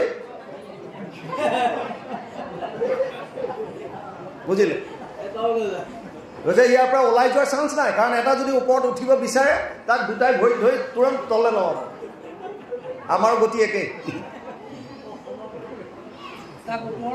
মনৰ ভাৱবিলাক যেতিয়ালৈকে আমি শুদ্ধ কৰিব নোৱাৰিম তেতিয়ালৈকে লাভ নহ'ব মনৰ ভাৱ শুদ্ধ কৰিব লাগিব আপুনি ভাৱত শুদ্ধতা আনিবই লাগিব হে সেইকাৰণে কৈছে যাৰ মৎসৰ ভাৱটো নাই ঈৰ্ষা দ্বেষ ভাৱবিলাক যাৰ নাই মনত বেলেগৰ উন্নতি দেখি যোনে হাঁহিব পাৰে প্ৰাণ খুলি বেলেগৰ উন্নতিত যোনে আনন্দ কৰিব পাৰে সেইজনক কৈছে মহন্ত বুলি যাৰ সদাচাৰ আচাৰত যিজন সৎ যিজন শান্ত থাকিব পাৰে ভকতৰ লক্ষণ কৈছে তিতিক্ষা কাৰুণিকা সুহৃদ সৰ্বদেহী নাম অজাদ শাস্ত্ৰব শান্ত সাধৱ সাধুভূষণম যিজন সহনশীলতা যাৰ গুণ আছে তিতিক্ষা কাৰুণিকা সুহৃদ সৰ্বদেহী নাম সকলো জীৱৰ প্ৰতি যাৰ সুহৃদয় ভাৱ কৰুণ ভাব, অজাত শত্ৰু যাৰ কাৰো প্ৰতি শত্ৰুতা ভাব নাই, যাৰ প্ৰতি কোনো মানুহৰ শত্ৰুতাৰ ভাব নাই, অজাত শত্ৰু। আৰ যিজন শান্ত প্ৰতিটো মুহূৰ্তত যেনেকুৱাই স্থিতি নহওক কিয়, পৰিস্থিতি যেনেকুৱাই নহওক কিয় শান্ত হৈ থাকে, সেইজনক কৈছে সাধু বুলি। ইয়াত কৈছে এতিয়া যিজন যাহাৰ মৎসৰ নাহি, যিজন মৎসৰ নহয়, যাৰ অৰ্থাৎ যাৰ ঈৰ্ষা দ্বেষ এইবিলাক নাই, যিজন সদাচাৰ, যিজন শান্ত, এতেক লক্ষণে তাংক বুলিয়া মহন্ত। তাৰপিছত কৈছে মোত প্ৰেমভাৱে মাত্ৰ ভকতি কৰন্ত। লগতে কি ক'লে মহন্ত কোনজন? যিজনে মোত প্ৰেমভাৱে মাত্ৰ ভকতি কৰন্ত, মোতেই যিজনে প্ৰেমভাৱে ভক্তি কৰিছে। যে ভক্তি শব্দটোৰ অৰ্থটো বুজক। আমাক যে কয় যে ভক্তি কৰা, ভক্তি কৰা, ভক্তি মানে কি? ভক্তি মানে ৰাতিপুৱা গুৰুগৃহত সোমাই যে আমি ঘোষাই ভাগ গালোঁ, প্ৰাৰ্থনা গালোঁ, সেইটোৱে ভক্তি নে বেলেগ কিবা আছে? ভক্তি মানে সাধাৰণ ভাৱত যদি বুজে প্ৰেম, প্ৰেম। আপোনাৰ প্ৰেমটোৱে হৈছে ভক্তি। আপুনি যাক ভাল পায়, আপোনাৰ তেওঁৰ প্ৰতি ভক্তি আহি গ'ল। মানে মই মোৰ মাক ভাল পাওঁ, মানে মোৰ মাতৃভক্তি। মই মোৰ দেশখনক ভাল পাওঁ, দেশ ভক্তি। মই দেউতাক ভাল পাওঁ, পিতৃভক্তি। বুজি পালে? আপোনালোকক যদি কোৱা হয় যে আপোনালোকৰ প্ৰেমৰ এখন লিষ্ট বনাওক, যাক ভাল পায় আটাইতকৈ বেছি, তেওঁৰ নামটো ওপৰত লিখক আৰু তাৰপিছত তাতকৈ অকণমান কম এখন লিষ্ট বনাওক চবেই বস্তু হ'ব পাৰে ব্যক্তি হ'ব পাৰে যিয়ে হওক আপোনালোকৰ লিষ্টত প্ৰথম নামটো কাৰ কি আহিব কোনোবাই হয়তো নতুনকৈ যিটো ঘৰ বনাইছে গৃহপ্ৰৱেশ কৰিছে ঘৰটোৰ নাম 1 নম্বৰত দিব তে মোৰ কাৰণে আজিৰ দিনত এইটোৱে ঘৰটোৱে আৰু কোনোবাই হয়তো নতুনকৈ বিয়া হৈ আহিছে পত্নীয়ে স্বামীৰ নামটো দিব স্বামীয়ে পত্নীৰ দিব প্ৰেমিক প্ৰেমিকাই ইটোৱে সিটোৰ দিব কাৰোবাৰ ঘৰত সৰু এটা ল'ৰা আছে এই ল'ৰাটোক প্ৰেমৰ লিষ্টত 1 নম্বৰত দিব কোনোবাই এটা নতুন আইফোন আনিছে লাখ টকা দি তাৰ লিষ্টত সেইটো আহিব ওপৰত দিব বুজি পালে কোনোবাই এখন বাইক লৈছে পিছফালে উঠা গতিকে সি ওপৰত সেইটো দিব আল্টিমেটলি আমি যাক আটাইতকৈ ভাল পাওঁ এই বস্তু বা ব্যক্তি 1 নম্বৰত আমাৰ তাৰ নামটো আমাৰ আহিব এটা ইন্টাৰেষ্টিং কথা হৈছে দিনটোৰ বেছিভাগ সময় আপোনালোকে এবাৰ মনত পেলাওক সেই বস্তু বা ব্যক্তিৰ কথা আপোনালোকে চিন্তা কৰে যাক আপুনি বেছি ভাল পায় তাৰ কথাটোৱে দিনটোত বেছিভাগ সময় আপোনালোকে চিন্তা কৰে হয়নে নহয় হয় তাৰ মানে আপুনি যাক বেছি ভাল পায় মানে যাৰ প্ৰতি প্ৰেম আছে তাৰ কথাই দিনটোত বেছিকৈ ভাবি থাকে ই বস্তু হ'ব পাৰে ব্যক্তি হ'ব পাৰে এতিয়া আপোনালোকে সকলোৱে বুকুত হাত দি কওক এই 1 নম্বৰৰ লিষ্টত কাৰোবাৰ কৃষ্ণৰ নাম আছেনে সঁচা কথা কওক আমাৰ নাহে কাৰণ আমি ভোগবাদী এই সত্যটো আমি উপলব্ধি কৰিব লাগিব আমি মানে মই মোক ইনক্লুড কৰি কৈছোঁ মই কোৱা নাই যে মই গাখীৰৰ ধোৱা এটা বিৰাট কিবা বুজি পাইছেনে আমি নিজক ইনক্লুড কৰি কৈছোঁ হয় কাৰণ আমি বস্তুবিলাক গম পোৱাৰ পাছত অভ্যাস কৰিবলৈ আৰম্ভ কৰিছোঁ যে হয় যদি কৃষ্ণৰ নামটো আমি 1 নম্বৰত আনো তেতিয়াহ'লে দিনটোৰ বেছিভাগ সময় আপোনালোকে কৃষ্ণৰ নাম স্মৰণ কৰিব কৃষ্ণৰ কথা মনলৈ আহিব হয়নে এতিয়া কৃষ্ণৰ নামটো কৃষ্ণ কিয় প্ৰেম কৰিব আপুনি কৃষ্ণ এনেকুৱা মোক কি দিছে আপোনাক যোনে সুখ দিয়ে আপুনি তাৰ কথাহে প্ৰেমত আপুনি আনিব আপুনি প্ৰেম কাক কৰে আপুনি ভাবিছে যাক যে ইয়াৰ পৰা মই সুখ পাইছোঁ সেইজনকে আপুনি প্ৰেম কৰিছে কিবা এটা পাইছে আপুনি বুজি পাইছেনে প্ৰেমিকাই ভাবিছে মই প্ৰেমিকজনীয়ে মোক বিৰাট সুখ দিছে সেইকাৰণে মই তাইৰ কথা ভাবি থাকোঁ প্ৰেমিকাই ভাবিছে এই ল'ৰাটোৱে মোক সুখ দিছে গতিকে মই তাৰ কথা ভাবোঁ গিৰিয়েকে ঘৈণীয়েকৰ কথা ভাবিছে ঘৈণীয়েকে গিৰিয়েকৰ কথা ভাবিছে বুজি পাইছেনে মাক দেউতাকে সন্তানৰ কথা ভাবিছে সন্তানে কোনোবা ছোৱালী এজনীৰ কথা ভাবিছে আল্টিমেটলি যাৰ পৰা আমি অকণমান হ'লেও সুখ পাইছোঁ বুলি ভাবিছোঁ আমি তাক প্ৰেমৰ লিষ্টত 1ত ৰাখিছোঁ আপুনি কোৱাৰ দৰে কিবা এটা পাইছোঁ সেইকাৰণে আমি তাক প্ৰেম কৰিছোঁ তাৰমানে ভগৱানৰ পৰা আপোনালোকে একোৱে পোৱা নাই আমি যিখন পৃথিৱীত থিয় হৈ আছোঁ এই পৃথিৱীখন ভগৱানৰ সৃষ্টি আমি যি বায়ু সেৱন কৰিছোঁ এই বায়ু ভগৱানৰ সৃষ্টি আমি অন্ন য'ত ৰন্ধন কৰিছোঁ যি অগ্নিত এই অগ্নি ভগৱানৰ সৃষ্টি আমি যি পানী সেৱন কৰিছোঁ সেই পানী ভগৱানে দিছে যিখন আকাশৰ তলত আমি থিয় হৈ আছোঁ এই আকাশ ভগৱানৰ সৃষ্টি তথাপিও ভগৱানক আমি নামানো যাৰ অবিহনে 1 মুহূৰ্ত আপুনি থিয় হৈ থাকিব নোৱাৰে যিটোৰ অবিহনে আপুনি 1 মুহূৰ্ত আপোনাৰ অস্তিত্ব নাই যিজন ভগৱানে আপোনাৰ ইন্দ্ৰিয়বিলাক সচেতন কৰি ৰাখিছে যি অকণ 1 মুহূৰ্তৰ 1 ছেকেণ্ডৰ কাৰণে ওলাই গ'লে আপোনাক শেষ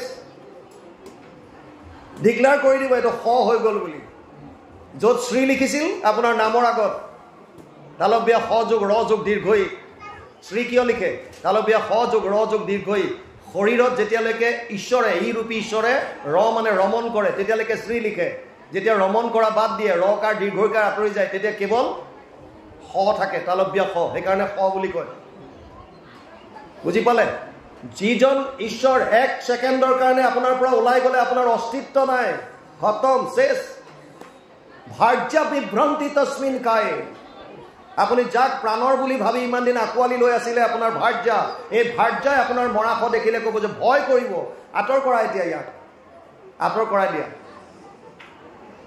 বুজি পাইছে এজন ৰজাৰ 4জনী পত্নী আছিল ডাঙৰজনীৰ নাম কায়া ৰজাই আটাইতকৈ বেছি ভাল পাইছিল কায়াক অতি মৰম কৰে য'ত যায় কায়াক নেৰে মানে যিমান য'ত যিমান দেশ যিমান জয় কৰি ধন সোণ আনে খালি কায়াৰ কথা চিন্তা কৰে কায়াক দিয়ে বছ যত যিমান ব্যৱহাৰ যিমান অলংকাৰ যত লাগে সব কায়াক সজাওতে গৈছে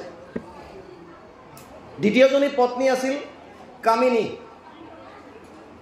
কামিনীক মাজে মাজে ক'ৰবাত ক'ৰবাত মিতিৰ কুটুম ইত্যাদিবিলাকত গ'লে ফুৰিবলৈ, বিশেষ ফাংচনত গ'লে লৈ যায়। তৃতীয়জনী কাঞ্চন, কাঞ্চনকো মাজে মাজে নিয়ে। আৰু আটাইতকৈ সৰুজনী আছিল কৰুণা। কৰুণাৰ ফালে একদম নাচায়, একেবাৰে গুৰুত্বই নিদিয়ে কৰুণাক। চকু পাই দেখিব নোৱাৰা যদি কোনোবা আছিল সেইজনী হৈছে কৰুণা। কৰুণাৰ মানে নামে নুশুনে, একদম ছাইড কৰি ৰাখে। সময় আহিল, চাওক, কোনো যিমানে শক্তিশালী নহওক কিয় মৰিবতো লাগিবই, মৃত্যু আছে। জাতস্য হি ধ্ৰুৱ মৃত্যু ধ্ৰুৱ জন্ম মৃতস্য চ তস্মাদ অপৰিহাৰ অৰ্থে নাত্বম সূচিতুম অৰ্হসি।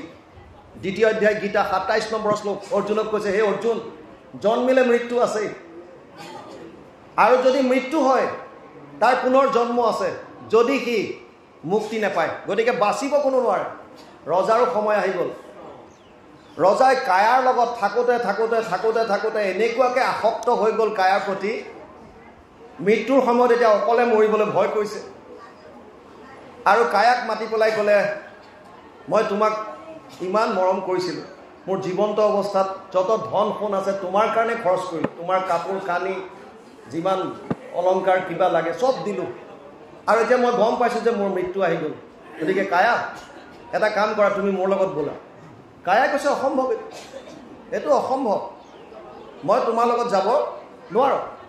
বোলে বাপৰে, মোৰ জীৱন্ত অৱস্থাত গোটেই তোমাৰ কাৰণে মই ইমান কৰিলোঁ, আজি মোৰ মৃত্যুৰ সময়ত ডাইৰেক্ট মানা কৰি দিলা, মই যাব নোৱাৰোঁ। বোলে মই নোৱাৰোঁ, মই তোমাৰ পত্নী হিচাপে যিখিনি কৰিবলগীয়া আছিল ইমান দিন ময়ো কৰি দিলোঁ, তুমি তোমাৰ বাট লোৱা, মই মোৰ ফালে থাকিম। কামিনীক মাতিলে। কামিনীক ক'লে যে, কামিনী, বায়েৰা কথা শুনিছা, ইমান মৰম কৰিলোঁ মই, আজি মই ক'লোঁ যে মোৰ মৃত্যুৰ সময়ত মোৰ লগত ব'লা, ডাইৰেক্ট মানা কৰি দিলে, নাযাওঁ বুলি ক'লে। তুমিতো যাবা? বোলে যাম, শ্মশানলৈকে যাম, তাৰ পৰা আৰু মই যাব নোৱাৰোঁ, তাৰপৰা ঘূৰি আহিম। বোলে হয়নে, সেইটোৱে হ'লনে? কাঞ্চনক মাতিলে। কাঞ্চন, দুইজনী বাইদেউৰ কথা শুনিছ? কি ক'লে? বোলে শুনিছোঁ। তুমি যাবা নাই? বোলে মই তোমাৰ মৃত্যুলৈ চাইহে আছোঁ, তুমি ইফালে তোমাৰ মৃত্যু হ'ব, মই ইফালে বেলেগলৈ পলাই গুচি যাম। সেইটোহে হ'ল কেলে? এতিয়া মোৰ মৃত্যুলৈহে বাট চাই আছা? বোলে হয়, ইফালে তোমাৰ শৰীৰ পৰিব আৰু ইফালে মই বেলেগলৈ পলাই গুচি যাম। বছ, তিনিজনীয়ে যেতিয়া চাৰেণ্ডাৰ কৰি দিলে, এতিয়া কি কৰিব? কৰুণাৰ ফালে কোনোদিন জীৱন্ত অৱস্থাত মুখ মেলি চোৱাই নাই, মুখ তুলি। কৰুণাক কোনটো নাকেৰে ক'ব? সেইকাৰণে মনে মনে আছে, একো কোৱা নাই। তেনেকুৱাত কৰুণা আহিছে, আহি কৈছে, মহাৰাজ, এবাৰতো মোক সুধি চাওক। কৈছে, মই কেনেকৈ সুধিম তোমাক? জীৱন্ত অৱস্থাত মই তোমাৰ ফালে নাচালোৱে, তোমাক একোৱে নিদিলোঁ, এতিয়া মই কেনেকৈ ক'ম? কি সাহে তোমাক ক'ম যে ব'লা, তুমি মোৰ লগত ব'লা?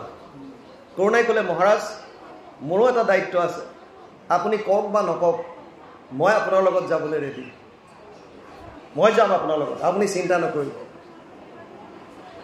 মহাৰাজে বাকীকেইজনীক ক'লে, শুনিলা, এয়া কৰুণা, কোন এই কায়া, কোন এই কাঞ্চন, কোন এই কামিনী, কোন এই কৰুণা, বুজক। কায়াটো হৈছে আমাৰ শৰীৰ। এই শৰীৰটোক সজাই পৰাই তুলিবৰ কাৰণেই আশাপাশ সতেৰ্বদ্ধ কাম ক্ৰোধ পৰায়ণা ইহন্তে কাম ভোগাৰ্থম ন্যায়েন অৰ্থ সঞ্চয়ন। ষষ্ঠাদশ অধ্যায় 12 নম্বৰ শ্লোক গীতা। আশাৰ পাশত বন্দী হৈ মানুহে এই শৰীৰটো সজাব পৰাবৰ কাৰণে অন্যায়ৰ দ্বাৰা অৰ্থ সঞ্চয় কৰে, কৰাপশ্যন। কমফৰ্ট দিব ইন্দ্ৰিয়, গাড়ী লাগে, ঘোঁৰা লাগে, এচি লাগে, কিবা লাগে, পইচা লাগে তাৰ কাৰণে। কামিনী কোন? কামিনী হৈছে মিতিৰ কুটুমবিলাক। আপোনাৰ বংশ, আপোনাৰ মিতিৰ কুটুমে তেতিয়ালৈকে লগ দিব যেতিয়ালৈকে আপোনাৰ বডিটো শ্মশানলৈকে যায়। সেইখন সময়ত চবেই কৈ থাকিব, বৰ ভাল মানুহ আছিলে, কালি সন্ধিয়া কথা পাতিছিলোঁ, দেখিছোঁনে লাইফ গ'ল। কিন্তু ঘৰলৈ আহি ক'ব যে ভালকৈ চাহ একাপ বনা, বহুত সময় তাত খুচি কাটি আহিছোঁ, একাপ চাহ খাওঁ, মানে সেইটো চেছ আৰু গ'ল, তাতে খতম। বুজি পালে? কাঞ্চন বস্তুটোৱে ধন সোণ আপোনাৰ সম্পত্তি বুজাইছে। আপোনাৰ মৃত্যুৰ লগে লগে আপোনাৰ নামত থকা সম্পত্তি কালে যাব? আপোনাৰ পত্নী বা আপোনাৰ পুত্ৰলৈ, মানে আপোনাৰ নামতো নাথাকে। বুজি পালে নাই? কাঞ্চন মানে আপোনাৰ ধন টকা পইচা সম্পত্তি, আপোনাৰ মৃত্যুৰ লগে লগে আপোনাৰ নামত যত যি আছিল আপোনাৰ নামটো কাটি দিব, তাত কাটি বেলেগৰ নাম ভৰাই দিব, চেছ, খতম। আৰু কায়া হৈছে পৰমাত্মা, ভগৱান। যাৰ প্ৰতি চাবলৈ আজি বৰ্তমান আমাৰ সময় নাই, আমি নাচাওঁ তেওঁক। বুজি পাইছে? কায়াক আমি নাচাওঁ। কিয়? কায়াক চাবলৈ আমাৰ সময় নাই, কাৰণ আমি কায়াক, কাঞ্চন, কামিনী এইফালে পূৰা মগন হৈ আছোঁ, আৰু কৰোণাৰ প্ৰতি আমাৰ সময় নাই। কিন্তু শেষ মুহূৰ্তত কৰোণা আমাৰ লগত যাব। জীৱৰ লগত সদায় পৰমাত্মা যায়, আত্মাৰ লগত পৰমাত্মা থাকে এনি টাইম। আপোনাৰ যদি জীৱ গৈ পিছত পাপৰ ফলত যদি বিষ্ঠাৰ গৰ্তত থকা এই কীটটো যদি হয়, তাতো ভগৱান বিৰাজমান থাকে। আত্মাক কেতিয়াও লগ এৰা নিদিয়া যদি কোনোবা আছে, সেয়া হৈছে ভগৱান। গতিকে সেইজনৰ কাৰণে আজি আমাৰ প্ৰেম নাই, সেইজনৰ কাৰণে আমাৰ ভক্তি নাই। আমি কৰিছোঁ কি মানুহৰ জাতি? মনুষ্য হৈ আমাৰ লাভ কি? যিজনৰ ঈশ্বৰে আমাৰ কৃপাত, তেওঁৰ কৃপাত আমি যিখন পৃথিৱীত থিয় হৈ আছোঁ, যি বায়ু সেৱন কৰিছোঁ, যি পানী আমি তৃষ্ণাত আমি পান কৰিছোঁ, যিখন আকাশৰ তলত আমি থিয় হৈ আছোঁ, যি অগ্নিত আমি ৰন্ধন কৰিছোঁ, সেইজন ঈশ্বৰ যাৰ দানত, যাৰ কৃপা দৃষ্টিত আমাৰ এই ইন্দ্ৰিয়বিলাক সচেতন হৈ আছে, সেইজন ঈশ্বৰৰ প্ৰতি আমাৰ সময় নাই। 24 ঘণ্টাৰ আধা ঘণ্টা সময়ো আমি দিব নোৱাৰোঁ। আৰু আমি ভাবিছোঁ যে সেইজনে আমাক কৃপা কৰক। আপোনাৰ তেওঁৰ প্ৰতি সময় নাই, আৰু আপুনি ভাবিছে যে মোৰ প্ৰতি কৃপা বৰ্ষণ কৰক।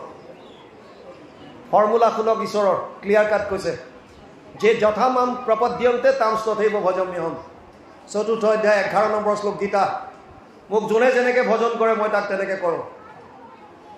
আপুনি ভক্তি কৰক, আপুনি কৃপা পাব। আপুনি আঁতৰি আছে, আপোনাৰ কথা। এখন চেলুনত এজন ভকতে চুলি দাড়ি কাটিব গ'ল, নাপিতৰ লগত কথা বতৰা হৈ আছে। নাপিতটোৱে ক'লে যে তোমালোকে যে ভগৱান ভগৱান কৈ থাকা, এইটো মই বিশ্বাস নকৰোঁ। বোলে কিয়? ভগৱান যদি আছিলে, আমি যদি ভগৱানৰ সন্তান হয়, তেতিয়াহ'লে চব সমান হ'ব লাগিছিল। কোনোবা বগা, কোনোবা ক'লা, কোনোবা ধনী, কোনোবা দুখীয়া, কোনোবা অসুস্থ, কোনোবা সুস্থ, এইবিলাক কি? ভগৱান যদি আছে, চবৰে একে সন্তান, চব একে হ'ব লাগে। সেইকাৰণে মই তোমালোকৰ ভগৱান আছে বুলি বিশ্বাস নকৰোঁ। ভকতজনে বহুত বুজাবলৈ চেষ্টা কৰিলে, প্ৰাৰব্ধ চাৰব্ধ ফল চল ইত্যাদি ইত্যাদি বহুত বুজালে। সি নুবুজে, কৈছে মই কোনো কাৰণত নুবুজো। ভকতে ক'লে যে ঠিক আছে, তুমি নুবুজা যেতিয়া বাৰু বেলেগ কথা, তোমাৰ কথা। কিন্তু মই তোমাক এটা কথা কৈ যাওঁ, পৃথিৱীত নাপিত বোলা বস্তু এটা নাই। সি ক'লে কি কথা কৈছে? মই নাপিত? তুমি নাই বুলি ক'লে নাই নে? মই নিজে নাপিত, মোৰ দেউতা নাপিত, মোৰ ককা দেউতা নাপিত, আমি 14 পুৰুষ নাপিত। বোলে মোৰ বিশ্বাস নহয়। বোলে কেলে বিশ্বাস নহয়? যদি নাপিত যদি পৃথিৱীত আছে, তেতিয়াহ'লে এতিয়াও পৃথিৱীত দাড়িয়ে গোফে থকা মানুহ কিয় আছে? দাড়িয়ে গোফে ভোকাৰ মানুহ কিয় আছে যদি নাপিত আছে? সি কৈছে এইটো কেনেকুৱা প্ৰশ্ন? বোলে প্ৰশ্ন সেইটোৱে। নাপিতে ক'লে আৰে মই সেইসকলৰহে দাড়ি চুলি কাটিম যি মোৰ চেলুনত আহে, নহাখিনিক কেনেকৈ কাটিম? তেতিয়া ভকতে ক'লে ভগৱানৰ খেল একেই। যিজন ভগৱানৰ চৰণত শৰণাগতি হ'ব, সেইজনৰে কৃপাটো পাব। যদি নাহে তেতিয়াহ'লে কেনেকৈ পাব? কৃষ্ণ বাপ বান্ধৱ কৈ দিয়ক খোলাখুলিকৈ, কেইটালৈকে শুনিব? তাৰমানে আহাৰৰ কথা আহিছে, মানে আহাৰৰ এইফালে শৰীৰৰ ভোজন কৰাৰ লগে লগে আৰু আত্মাৰ ভোজন খতম। গতিকে খোলাখুলি কওক, একো নাই, আধা ঘণ্টাই শুনক। আমিতো কওঁ যে শুনক, শ্ৰৱণ কৰি গ্ৰহণ কৰিব পৰা ক্ষমতা কেৱল 45 মিনিট, 45 মিনিট। সেইকাৰণে স্কুল কলেজৰ পিৰিয়ডবিলাক 45 মিনিটৰ হয়। কিন্তু ঈশ্বৰৰ কথা 7 দিন 7 ৰাতি সুখদেৱে কৈছিল, পৰীক্ষিতে 7 দিন 7 ৰাতি শুনিছিল। যদিও এতিয়া সেই সুখদেৱো নাই, পৰীক্ষিতো নাই, তথাপিও 2-3 ঘণ্টা সময় আৰামত শুনিব পাৰে। আপোনালোকৰ ইচ্ছাৰ কথা এতিয়া কওক, কেইটালৈকে শুনিব? কাৰণ ইফালে আমাক ছিগনেল মাৰিছে যে সিভাগ হৈছে শৰীৰৰ ভোজন। গতিকে কাষৰ পৰা যেতিয়া মানুহ নিব, যিমানেই চাইলেণ্টলি নকওক কিয়, কাষৰজনক উঠাই দিয়াৰ লগে লগে ইজনে ভাবিব মোৰ নাম্বাৰটো কেতিয়া আহে। ইফালৰ পৰা যিমানেই কৈ থাকক আৰু তেতিয়া, কাৰণ এই লৈ গ'ল সিফালে উঠাই, কাহিনী খতমে। কৃষ্ণ আপোনালোকে কওক কেইটালৈকে শুনিব? 2টা বজাত কওক। কৃষ্ণ কওক। 2টা কৃষ্ণ।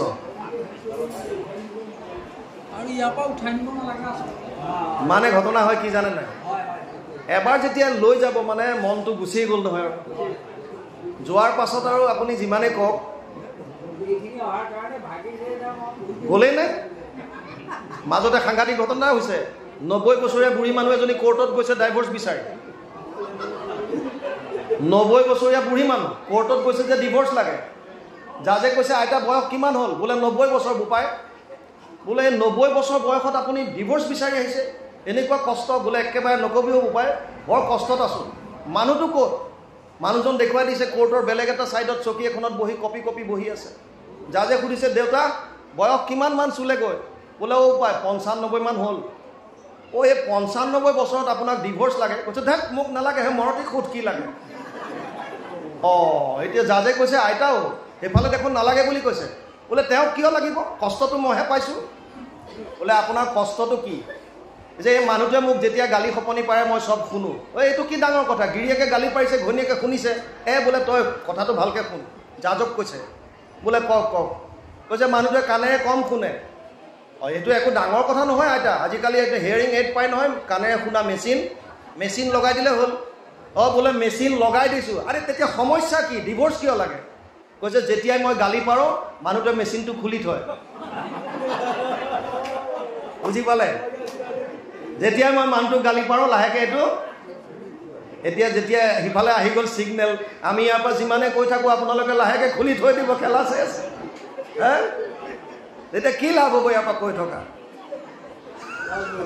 যেতিয়া এইটো চবেই খুলি থৈ দিব কৈ থাক বেটা তই কিমান ফৌজি মানুহ আহিছ যেতিয়া কৈ থাক আমাৰ একোডাল নাই বুজি পালে চবে যেতিয়া কাণৰ মেচিন খুলি থ'ব ইয়াৰ পৰা কৈ লাভ নাই সেইকাৰণে মানে ৰসতে এৰিব লাগে এতিয়া শৰীৰৰ ভোজনৰ কথা আহি যোৱাৰ পিছত আহিয়ে গ'ল আৰু যি কি নহওক অকণমান যাওক আৰু নিয়াখিনি নিয়ক একো নাই দিয়ক 2টা বজালৈকে চলিব দিয়ক কৃষ্ণ